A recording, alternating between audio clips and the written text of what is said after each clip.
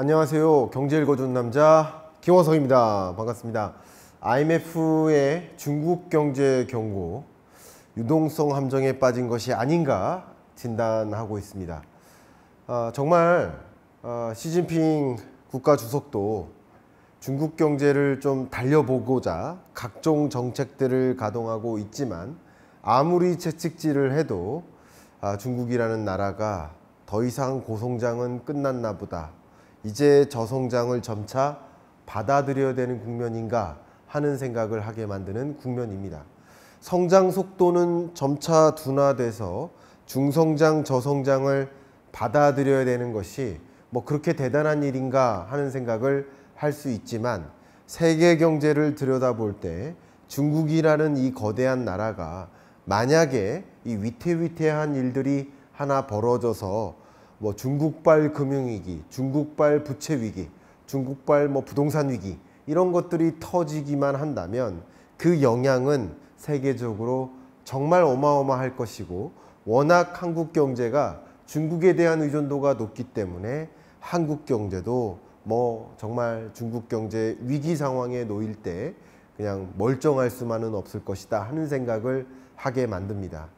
저도 이번 2025년 경제전망서를 준비하면서 내내 중국 경제를 계속 예의주시할 수밖에 없었습니다.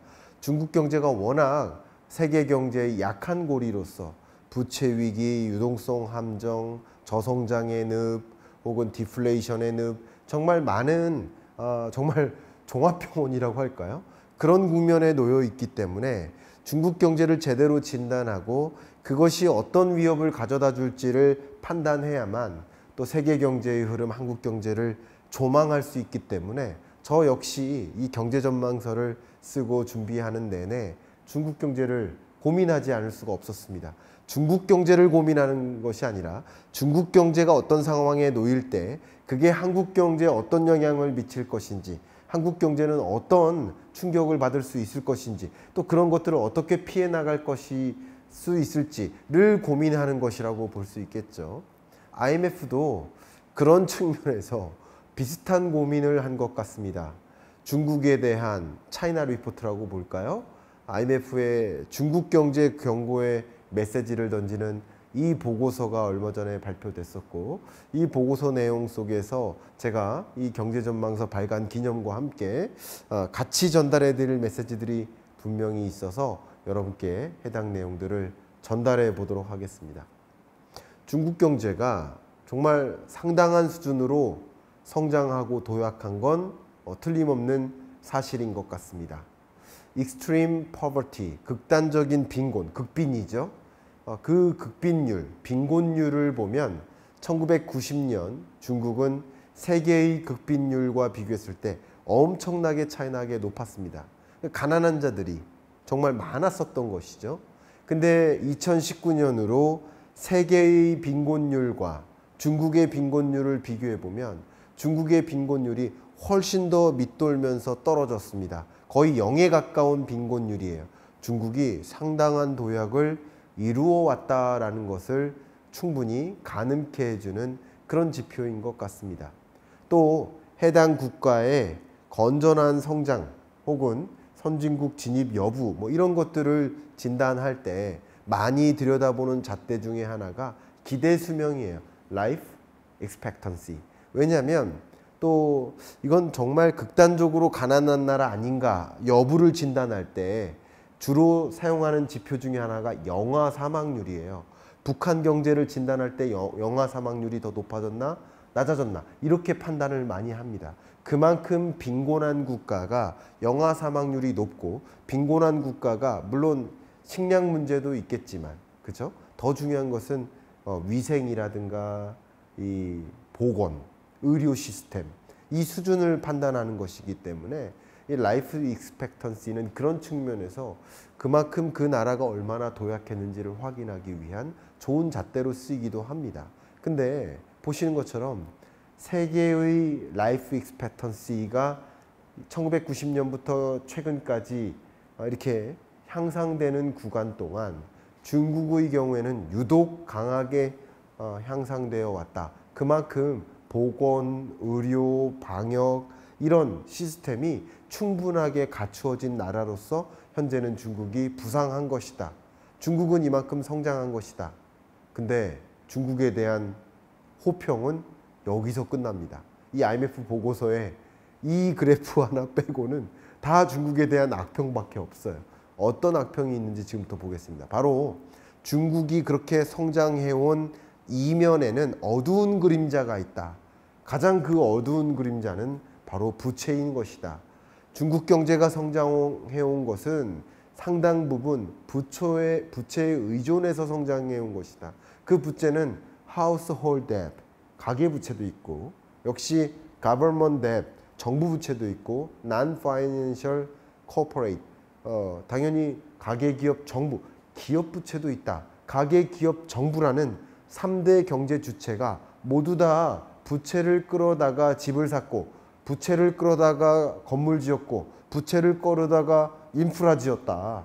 그렇게 성장한 것이기 때문에 앞으로 고도의 성장을 이어나갈 수는 없다. 지속 가능한 성장은 어렵다라는 판단을 이 부채의 덫에 걸렸다는 측면에서 생각해 볼 수 있을 것 같아요.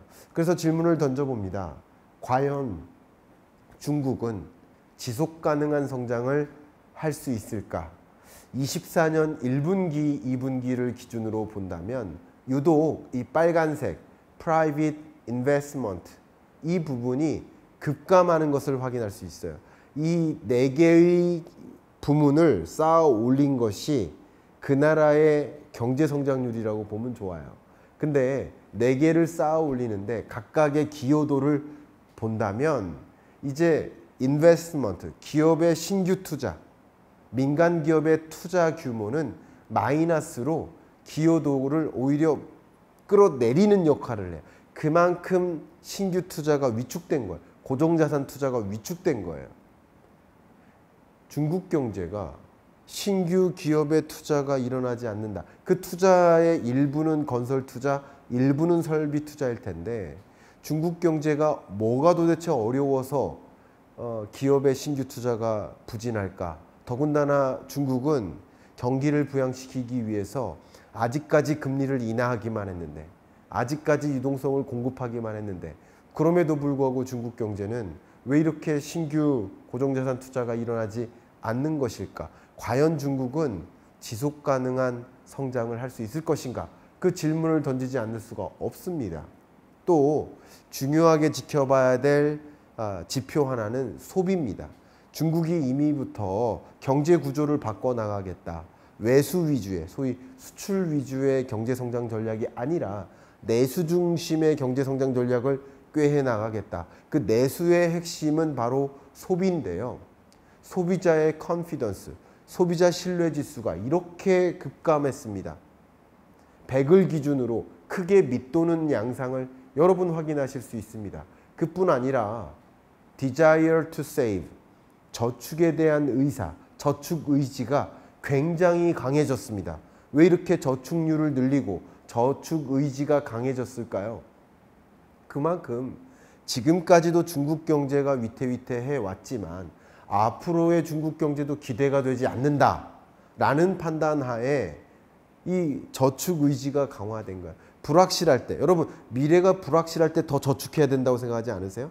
미래가 확정적이다. 나 이번에 취업에 성공했어. 대기업이야. 나 그러니까 지금 소득은 없으나 대출 이만큼 의존해서 차 한 대 뽑겠어. 이렇게 판단하는 거 아니에요? 앞으로에 대한 기대가 긍정적일 때 대출을 의존해서 뭔가를 사고 하는 거 아니겠습니까? 반대의 경우 앞으로의 기대가 불투명할 때, 지금은 소득이 있어도 앞으로 불투명하다고 생각할수록 저축하는 그 저축률이 높아지는 거 아니겠습니까? 이렇게 소비로 이어지지 않아요. 저축, 여러분 소득이 있습니다. 소득 중에 절대적인 비중을 저축을 해요. 그만큼 소비 여력이 축소되는 거 아니겠습니까? 중국의 성장은 지속 가능한가? 라는 질문에 대해서 신규 설비 투자가 이어지지 않고, 설비 투자가 이어지지 않으니까 일자리가 나타나지 않아요. 신규 일자리가 나타나지 않으니까 유독 청년 고용이 어려운 겁니다. 청년 고용이 어렵고 청년들은 소득을 영위할 수 없고 미래가 불투명하니까 소득이 있는 자도 저축을 하고 소비하지 않고, 그러면 결국 기업들은 더 적극적으로 투자할 수가 없는 거예요.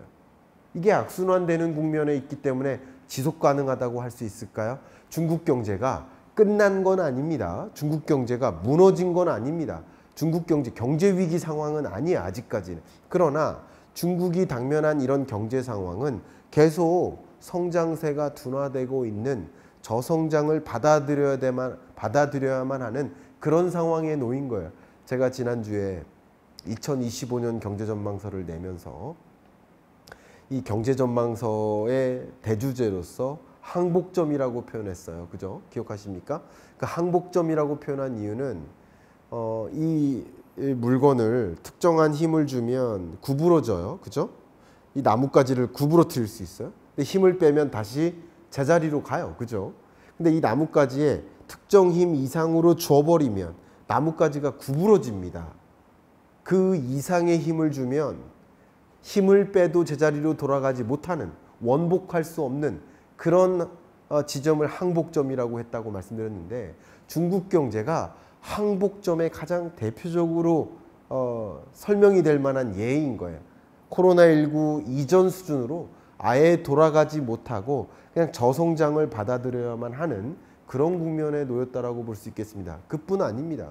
중국은 디플레이션의 늪에 빠진 것이 아닌가라고 진단해 볼 수 있을 것 같아요. 이미 중국의 생산자 물가 상승률은 마이너스로 접어들어서 22년에 말이죠. 그리고 마이너스에서 벗어나질 못하고 있어요. 계속 마이너스입니다. 중국의 소비자 물가 상승률도 22년에 제로로 떨어졌다가 마이너스도 23년에 기록을 했다가 플러스로는 갔지만 0.6%예요. 그러면 물가 상승률이 마이너스는 아니니까 디플레이션까지는 아니야 라고 생각하실 수도 있지만, 우리 한국 경제의 적정 물가 상승률이 2%고 미국도 역시 2%예요. 선진국들이 보통 그 목표 물가를 2%로 두고 있습니다. 근데 중국의 목표 물가가 3.5%인 걸 감안해 보면 3.5%의 적정 물가, 목표 물가를 훨씬 밑도는 것, 그 격차를 감안해 보면 중국 경제로서는 이런 현상이 디플레이션이 아닌가라고 판단해 볼 수 있을 것 같아요. 정확히 정의에는 부합하지 않지만 세계 국가를 상대적으로 비교해 보면 이건 정말 디플레이션의 늪에 빠져 있는 것이라고 판단해 보는 것도 크게 빗나가지 않을 거라고 생각도 됩니다. 그만큼 중국 경제가 디플레이션의 늪에 빠져 있는 모습이다라고 표현해 볼 수 있겠습니다. 그런데 그게 중요한 게 아니라 중국의 정말 가장 중요한, 가장 약한 고리, 최대 리스크 요인, 그것을 봐야 됩니다. 그 최대 리스크 요인이 뭐죠? 바로 부동산 침체예요. 보시는 것처럼 프로퍼티 섹터, 소위 자산시장 혹은 부동산 시장을 놓고 볼 수 있는 여러 지표들을 가지고 다 비교를 해봐도 다 우하향이에요. 스타트, 소위 신규 착공 물량이 줄고 있어요. 세일스, 새로운 신축 건물에 대한, 신축 아파트에 대한 이런 것들, 세일스 자체가 잘 안 되고 있어요. 판매가 안 되고 있어요. 그리고 real estate, fixed asset investment, 소위 부동산 관련된 고정자산 투자 규모가 줄어들고 있어요. 중국의 최대 리스크 요인은 바로 부동산 침체입니다. 실제 여러 도시별로 구분해 봐도 나름 1선 도시, 2선 도시들은 그래도 판매가 되고 있어요. 주택이 판매되고 있습니다. 그러나 3선 도시를 중심으로 해서 전혀 회복세가 나타나지 않는 현상들은 중국의 최대 리스크 요인으로서 부동산 침체를 꼽지 않을 수가 없습니다. 물론 헝다, 비구이유안 같은 그런 사태들을 얼마 전에 경험했고 여전히 부동산 경기가 회복되지 못하는 양상을 본다면 중국의 최대 리스크 요인으로서 꼽을 수 있겠는데, 중국의 70대 도시들의 평균 주택 가격을 들여다보면 보세요. 21년 이래로 계속 떨어지고만 있습니다. 그런데 부동산 경기 침체라는 중국 경제의 최대 악재, 최대 변수가 문제인 건 맞지만 더 중요한 것은 그 문제에 대응하기 위해서 중국 정부가 총력을 다하는데, 그 총력은 두 가지죠. 통화정책, 재정정책. 통화정책 관점에서 계속 금리를 인하합니다. 그래서 average funding cost, 중앙은행에서 제공하는 조달금리를 계속 낮춰주니까 은행들이 계속 펀딩하는 코스트가 줄어들어요. 그러니까 당연히 제공하는 금리가 떨어지는데 average asset yield가 계속 떨어집니다. 그러면 이렇게 금리를 계속 내려주고 유동성을 공급해 준다면 그러면은 부동산 경기 침체 현상이 어느 정도 제자리로 돌아올 수 있어야 되는데 돌아오지 못한다는 거예요. 이게 뭡니까? 유동성 함정이죠. 아무리 유동성을 공급해도 이 독에 밑둥이 빠져서 아무리 물을 부어도 물이 계속 빠져나가는 것처럼 유동성 함정에 빠진 것처럼 부동산 경기 침체를 극복하고자 유동성을 공급하고 금리를 인하해도 작동이 되지 않는다는 거예요. 바로 그 문제죠. 작동이 얼마나 안 되나요? 보시는 것처럼 중국의 인벤토리, 소위 미분양 주택이 계속 쌓이고 있습니다. 어떤 보도에 따르면 중국에 팔리지 않고 있는 집의 개수가 1억 채가 된다. 물론 중국 인구를 감안하면 그게 얼마나 큰 규모인가 생각해 볼 수 있겠지만 1억 채에 달하는 또 몇 천만에 달하는 집들이 아직도 판매가 안 되고 있다. 계속 쌓이고 있다. 아무리 유동성을 공급해도 집이 매각되지 않고 있다. 이런 현상 굉장히 중요한 현상이고 쉽게 말하면 앞에 말씀드렸던 것처럼 유동성을 공급해서 기준금리를 인하해서 몰기지 이 마켓에 금리를 계속 내려나가는데도 불구하고 이런 부동산 경기 침체로부터 벗어날 수 없는 상황, 이런 것을 유동성 함정이라고 볼 수 있지 않을까.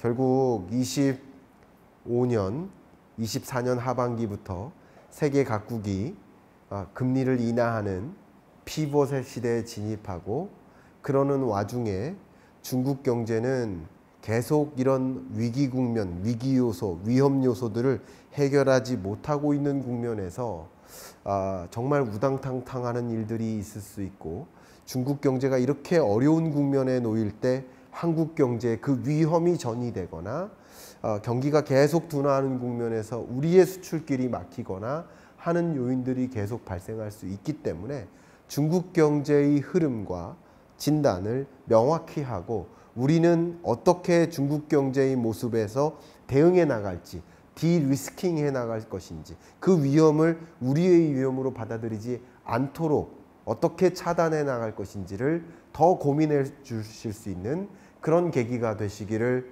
바라는 마음으로 오늘 경제 읽어준 남자 마무리하도록 하겠습니다. 감사합니다.